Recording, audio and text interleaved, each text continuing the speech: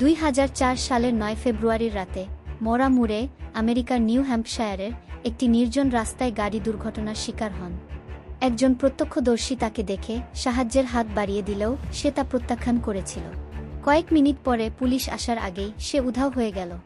তার গাড়িতে ছিল একটি প্যাক করা ব্যাগ এবং অ্যালকোহলের বোতল।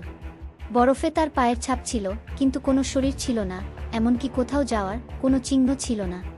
পুলিশের শত চেষ্টার পরেও তারা মরাকে কোথাও খুঁজে পায় না। সে হঠাৎ কোথায় হারিয়ে গেল? সে কি পালিয়ে গিয়েছিল, নাকি কেউ তাকে নিয়ে গিয়েছিল? তা আজও আমাদের জন্য রহস্য। 20 বছর পরেও তার রহস্য আমাদের তাড়া করে, যা এখনও সমাধান হয়নি। ধারণা করা হয় মরাকে সেই এরিয়ার কেউ কিডন্যাপ করেছিল, যে তাকে পরবর্তীতে খুন করে তার লাশ গায়েব করে ফেলে।